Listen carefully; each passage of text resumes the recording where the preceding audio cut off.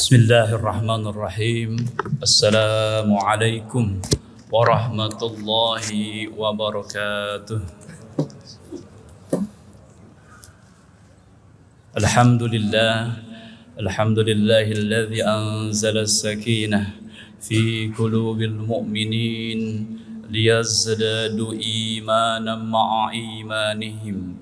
Asyhadu an la ilaha illallah wahdahu la syarika lah wa asyhadu anna Muhammadan abduhu wa rasuluhu la nabiyya ba'dah.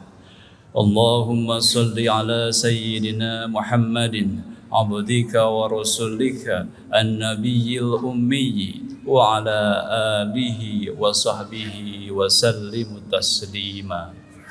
Allahumma salli ala sayyidina Muhammadin al-habibi an-nabiyil ummi al-habibi al-aliyil qadri al-habibil jahi wa ala alihi wa sahbihi wa sallim. Qala Allah ta'ala fil Qur'anil azim, a'udzu billahi minasy syaithanir rajim. Bismillahirrahmanirrahim. Ya ayyuhalladzina amanu ittaqullah wal tanzur nafsum ma qaddamat lighad wattaqullah innallaha khabirum bima ta'malun. Shadaqallahul azim wa shadaqa rasulullahil karim wa nahnu minasy syahidin. Ayuhal hadirun, jamaah salat zuhur Masjid Al-Jabbar, ahlan wa sahlan. Kami ucapkan selamat datang bagi jamaah yang baru mengunjungi Masjid Al-Jabbar atau yang sudah terbiasa menjadi jamaah Masjid Al-Jabbar. Semoga senantiasa mudah-mudahan berkumpulnya kita di waktu zuhur ini menjadi kesempatan kita menjadi syariat dan syafaat berkumpul kita di surga nanti. Mudah-mudahan berkumpulnya kita di Masjid Al-Jabbar ini walau dalam rangka mengisi liburan di musim libur yang panjang. Mudah-mudahan ini juga diniatkan dalam rangka takwa dan ibadah kepada Allah Subhanahu wa taala. Hadirin jamaah Masjid Al-Jabbar rahimakumullah, tak terasa kita sudah berada di penghujung tahun 2023. Beberapa hari ke depan kita sudah akan berganti tahun 2023 akan berganti menjadi tahun 2024. Bergantinya sebuah waktu seperti tak terasa, sepertinya sebuah masa lalu adalah kenangan, hari ini adalah kenyataan, dan hari esok adalah sebuah harapan. Hari esok adalah sesuatu yang gaib yang tidak akan pernah kita ketahui, tetapi hari esok merupakan suatu harapan atas apa yang kita lakukan hari ini dan apa yang pernah kita lakukan di masa yang akan datang, yang lalu. Allah sudah mengingatkan dalam Quran surat Al-Hasr. Allah berfirman, ya ayyuhalladzina amanu taqullah. Hei orang-orang yang beriman, bertakwalah kepada Allah, takutlah kepada Allah. Wal tanzur nafsum ma qaddamat lighad. Lihatlah apa yang sudah engkau lakukan di masa yang lalu untuk apa yang akan kita persiapkan di hari esok. Ayat ini diawali dengan wattaqullah, tapi kemudian diakhiri dengan wattaqullah la'allakum. Semuanya hanya untuk mengetahui apakah yang kita lakukan pada hari kemarin dalam sebuah konteks muhasabah, introspeksi, apa yang sudah kita lakukan di masa yang lalu. Tentu yang ketut kita renungkan dari apa yang sudah kita lakukan hari demi hari, jam demi jam, minggu demi minggu, bulan demi bulan yang akhirnya akan berganti tahun adalah satu tafakur yang harus kita lakukan. Paling tidak ada dua pertanyaan. Jika yang kita lakukan di masa yang lalu merupakan ketaatan kepada Allah, maka bagaimana ketaatan itu kita tingkatkan, kita syukuri kepada Allah.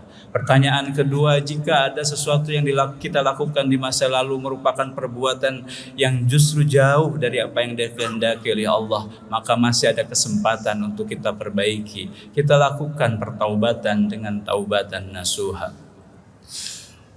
Muhasabah ini pernah diceritakan oleh Umar bin Khattab dalam sebuah ungkapannya, hasibu anfusakum qabla an tuhasabu. Hendaklah kita menghisab diri kita sebelum kita dihisab oleh Allah. Kemudian timbanglah diri kalian sebelum engkau ditimbang oleh Allah. Karena pada hakikatnya mereka pada hari kiamat nanti yang menghisab, yang akan diringankan hisabnya adalah mereka yang sudah melakukan hisab di yaumid dunya pada hari ini.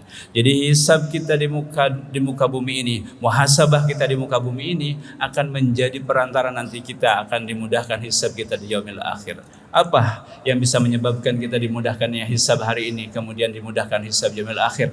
Karena pada saat kita muhasabah, kita akan mengetahui apa yang sudah kita lakukan di masa yang lalu. Jika baik maka akan kita perbaiki dan kita syukuri kepada Allah. Jika hal itu merupakan perbuatan yang tidak baik, maka itu akan kita perbaiki dan kita mohonkan ampunan kepada Allah. Jamaah rahimakumullah.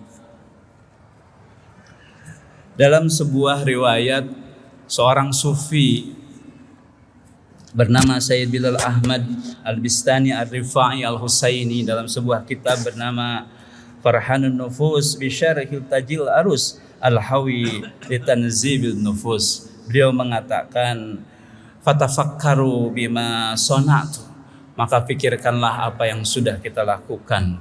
Kemudian kita akan menemukan fa in wajadta ta'atan, apabila kita menemukan, kita berpikir tentang masa lalu, tentang apa yang sudah kita lakukan, apabila kita menemukan ta'atan dalam keadaan ta'at, fashkurullah, maka bersyukur kepada Allah.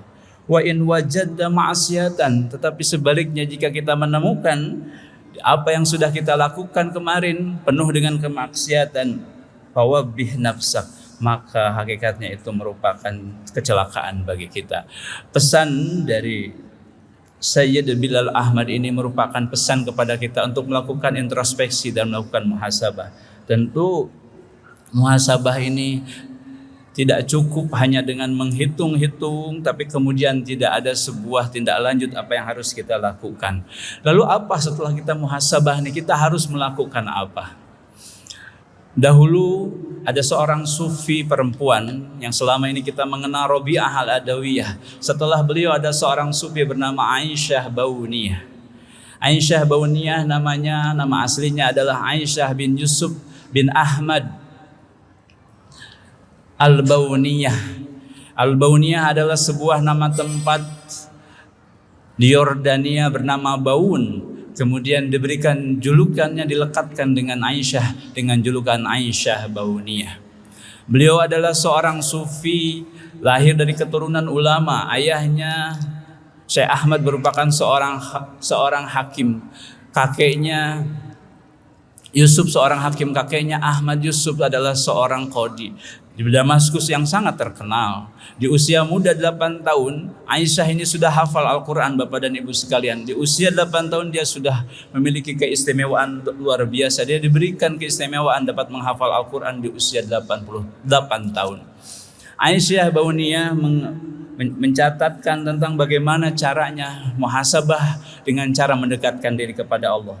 Dalam sebuah buku yang terkenal, yang kemudian dikenal dengan judul Menjalin Ikatan Cinta dengan Allah, dan merupakan terjemahan dari sebuah kitab yang berjudul Al-Muntakab fi Usul Ar-Rutab, adalah merupakan kitab yang terkenal yang dikarang oleh Aisyah Al-Bauniyah.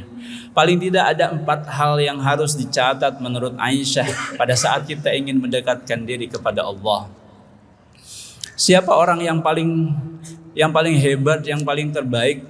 Sebetulnya disebutkan di dalam Al-Quran, wa minan nasi may yashri nafsahu ibtigha'a mardatillah. Ada 2 golongan orang. Yang pertama adalah wa minan nasi, orang yang perkataannya selalu ingin dibaik-baikkan, perkataannya bahkan dipersaksikan kepada Allah, bahkan perkataannya dijadikan status-status luar biasa, tapi sebetulnya dia adalah pendusta yang bohong. Tapi ada lagi satu kelompok yang disebut dengan wa minan nasi nafsahu ibtigha'a mardatillah. Dia menahan dirinya, dia tidak berani mengeluarkan sebuah status di WA-nya, di media sosialnya, atau ucapan-ucapan yang karena dia takut kepada Allah. Dia menekan keinginan hawa nafsunya, mayyashri nafsahu ibtigha'a mardatillah. Menurut Aisyah Al-Bauniyah ada 4 hal cara kita mendekatkan diri menjadi orang yang dicintai dan diridhai oleh Allah. Yang pertama adalah taubat. Yang kedua adalah ikhlas. Yang ketiga zikir. Yang keempat adalah mahabbah. Yang pertama adalah taubat. Menurut Aisyah Bauniyah, taubat adalah kembali kepada asal. Setiap manusia hakikatnya lahir dalam keadaan fitrah, dan setiap manusia diperintah oleh Allah hanya untuk beribadah kepada Allah, dan tentunya hakikatnya dia penuh dengan kefitrahan dan kesucian beribadah kepada Allah. Maka menurut Aisyah Bauniyah, pada saat orang ingin mendekatkan diri kepada Allah, dia harus dibersihkan dengan cara bertaubat kepada Allah. Taubat yang baik tentu adalah yang kita sebut dengan taubatan nasuha. Taubat yang tidak hanya dilakukan hanya hari ini melakukan kesalahan kemudian bertobat, besok melakukan lagi kemudian bertobat lagi, tetapi sebuah pertaubatan yang betul-betul nazam, betul-betul memohon ampun kepada Allah. Dan perbuatan yang baik juga bisa yang disebut dengan ittaqillaha haitsu ma kunta wa'at bi sayyi'atil hasanah tamhuha, yang disebut dengan kebaikan yang menghapuskan ketidakbaikan adalah perbuatan taubat. Taubat kita kepada Allah, momentum ini bisa kita pergunakan. Beberapa hari kita akan berakhir di tahun 2023. Walaupun tahun ini adalah tahun Masehi, tetapi setiap hari dan setiap waktu adalah waktu yang tepat melakukan muhasabah. Mari kita lakukan pelaksanaan taubatan nasuha. Apapun caranya, dengan cara yang bisa kita lakukan dengan cara masing-masing. Yang terpenting dia ikhlas untuk mendekatkan diri kepada Allah. Hadirin rahimakumullah, pertobatan adalah syarat pertama untuk mendekatkan diri kepada Allah menurut Aisyah Bauniyah. Yang kedua menurut Aisyah Bauniyah, seseorang bisa mendekatkan diri kepada Allah adalah mereka yang ikhlas. Bapak dan Ibu, ikhlas itu tidak bisa dikatakan. Ketika orang ditanya apakah Anda sudah ikhlas memberikan ini, dia menjawab ikhlas. Sebetulnya dia belum berikhlas. Karena orang yang berikhlas dia tidak akan pernah mengharapkan apapun, termasuk ucapan yang dia katakan atau balasan dari orang ketika dia hanya mengharap ridho Allah. Bapak dan Ibu pernah mendengar seorang sufi, yang kita mendengar bahwa sufi ini bernama Abdul Aziz Ad-Dabag, seorang sufi, tetapi di Lauhil Mahfuz diketahui oleh malaikat adalah dicatat sebagai ahli neraka. Tapi dia adalah seorang sufi yang soleh, bahkan dia adalah wali min auliyallah, dia adalah raja di antara para wali. Ketaatannya di atas rata-rata orang-orang biasa, bahkan di atas para ulama. Tetapi kenapa dia dicatat menjadi ahli neraka? Suatu saat malaikat itu mengunjungi karena kasihan kepada Abdul Aziz Ad-Dabag. Beliau mengatakan, wahai Abdul Aziz, kenapa engkau masih beribadah kepada Allah? Padahal aku melihat engkau tercatat di Lauhil Mahfuz bahwa engkau adalah seorang ahli neraka. Kemudian Abdul Aziz mengatakan, wahai malaikat, urusan surga dan neraka adalah urusan Allah. Urusanku kepada Allah hanya beribadah kepadanya. Karena aku diperintahkan oleh Allah hanya untuk beribadah kepadanya. Wa ma khalaqtul jinna wal insa illa liya'budun. Tidaklah kami manusia dan jin kecuali hanya beribadah kepada Allah. Urusan surga dan neraka itu adalah urusan Allah. Urusanku hanya beribadah kepada Allah. Malaikat berkata, sungguh ikhlas engkau wahai Abdul Aziz. Kemudian naiklah malaikat. Kemudian di Lauhil Mahfuz malaikat melihat bahwa Abdul Aziz sudah dirubah oleh Allah, yang asalnya ahli neraka berubah menjadi ahli surga. Malaikat turun kembali tiba-tiba ke bumi dan memberikan kabar kepada Abdul Aziz, wahai Abdul Aziz, ada kabar baik untukmu, bahwa engkau sudah diampuni oleh Allah dan engkau dirubah, dicatat di Lauhil Mahfuz, yang asalnya ahli neraka berubah menjadi ahli surga. Abdul Aziz menjawab, alhamdulillah. Tapi sekali lagi, wahai malaikat, urusan surga dan neraka adalah urusan Allah. Urusanku adalah hanya ibadah kepada Allah. Dan jikalau nanti aku ditetapkan menjadi ahli neraka sekalipun, tetapi jika Allah ridho, maka aku akan ridho. Masya Allah. Kata malaikat, begitu ikhlasnya engkau wahai Abdul Aziz Ad-Dabag. Kemudian Abdul Aziz berkata, wahai malaikat, jika keikhlasanku menyebabkan keridhaan Allah merubah aku yang tadinya ahli neraka berubah menjadi ahli surga, lalu apa yang menyebabkan aku dicatat oleh Allah di Lauhil Mahfuz menjadi ahli neraka. Kemudian malaikat bercerita, wahai Abdul Aziz, tahukah engkau pada saat engkau di usia kecil sekitar usia 15 tahun, engkau waktu itu masih kecil, tetapi pada saat itu engkau sedang tidur-tiduran, engkau tahu bahwa ibumu akan menyuruhmu ke pasar untuk membelikan sesuatu ke pasar, dan engkau mendengar suara ibumu melangkah menghampiri kamarmu, tapi engkau pura-pura tertidur. Engkau pura-pura tertidur agar tidak disuruh oleh ibumu pergi ke pasar.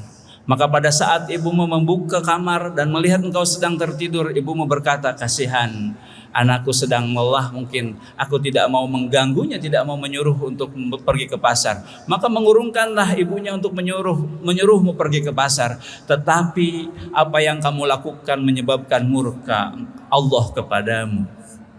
Gara-gara engkau pura-pura tidur karena tidak mau pergi ke pasar, gara-gara itulah engkau dicatat oleh Allah menjadi ahli neraka. Beribadah puluhan tahun engkau tidak menyebabkan Allah berubah, tetapi keikhlasanmu hari ini menyebabkan Allah merubah yang tadinya dicatat sebagai ahli neraka dirubah menjadi ahli surga. Masya Allah. Hadirin rahimakumullah, kedahsyatan keikhlasan begitu besar, begitu kuat. Tetapi bagaimana kita menampakkan keikhlasan itu tidak dalam bentuk kata-kata, tidak dalam bentuk status di media sosial, tetapi dalam sebuah tindakan, dan itu hanya Allah. Hadirin rahimakumullah, Aisyah Al-Bauniyah mencatat yang ketiga. Yang ketiga, seseorang yang akan mendekatkan diri dan mendapatkan ridho Allah adalah mereka yang berzikir. Hadirin rahimakumullah, hari ini persoalan-persoalan ritual-ritual agama begitu marak. Majelis taklim nampaknya banyak. Bahkan seragam ibu-ibu majelis taklim itu berganti-ganti. Kayaknya satu majelis taklim bisa berganti-ganti baju. Dan begitu semaraknya, begitu pertemuan agenda-agenda keagamaan begitu banyak. Tetapi apakah rutinitas keagamaan itu sudah diikuti dengan kehadiran spiritualitas atau keimanan kehadiran Allah di dalam hati kita? Apakah digerakannya kita hadir di dalam sebuah majlis? Kehadiran kita di Masjid Al-Jabar ini, menghadiri sebuah majlis taklim, hadir duduk mendengarkan sebuah majlis taklim, sudah karena Allah? Atau hanya karena Masjid Al-Jabarnya karena sedang viral, atau Masjid Al-Jabarnya sedang begitu mewah sehingga patut layak dinikmati, atau karena kita ridho kepada Allah? Maka diingatkan oleh Allah kita untuk berzikir kepada Allah. Untuk apa? Untuk menenangkan, meningkatkan spiritualitas kita. Aktivitas rutinitas keagamaan kita diimbangi dengan spiritualitas kita yang baik. Bagaimana spiritualitas itu? Tentu majelis ilmi seperti ini, tentu ritual-ritual keagamaan. Tetapi jangan lupa kita senantiasa mendekatkan diri kepada Allah dengan cara berzikir kepada Allah. Ada dua kalimat yang khafifatani, yang dua kalimat itu sangat ringan, tetapi itu dicintai dengan Allah, dicintai oleh Allah, dan timbangannya berat. Apa itu? Subhanallah wa bihamdihi, subhanallahil azim. Kita bacakan 100 kali di pagi hari. Subhanallah bihamdihi, subhanallahil azim, subhanallah bihamdihi, subhanallahil azim. Allah mudahkan semua urusan kita. Kalimatnya begitu sederhana, dan zikir-zikir yang lain, la ilaha illallah. Beberapa sufi mendawamkan beberapa cara untuk berzikir. Ada yang kalimatnya la ilaha illallah. Ada yang bertasbih dengan subhanallah, subhanallah, subhanallah. Apapun zikir mendekatkan diri kepada Allah, itu adalah salah satu ciri bagaimana kita bermuhasabah dan mendekatkan diri kepada Allah menurut Aisyah Bauniyah. Bapak dan Ibu yang dirahmati Allah, yang terakhir, jalan mendekatkan diri kepada Allah menurut Aisyah adalah dengan mahabbah. Mahabbah adalah cinta kita kepada Allah. Tentu bagaimana caranya kita bisa mencintai Allah? Sebutkan di dalam Al-Quran, ya ayyuhalladzina amanu, wahai orang-orang yang beriman, pada saat engkau beriman dan cinta kepada Allah, maka ikutilah Rasulnya. Wa in kuntum tuhibbun fattabi'un. Jika engkau mencintai Allah, tuhibbunallaha fattabi'uni, maka ikuti aku. Cara kita mencintai Allah adalah dengan cara mencintai Rasulnya Allah. Barang siapa mencintai sunnahku, barang siapa mencintaiku, maka aku akan mencintainya. Barang siapa yang mencintaiku, maka dia akan bersama-samaku di dalam surga. Ada 4 hal dan mungkin lebih banyak lagi yang bisa menyebabkan kita terselamatkan dari siksa api neraka dan diselamatkan masuk surga. Salah satunya adalah syafaatnya baginda Rasul. Bapak dan Ibu sekalian,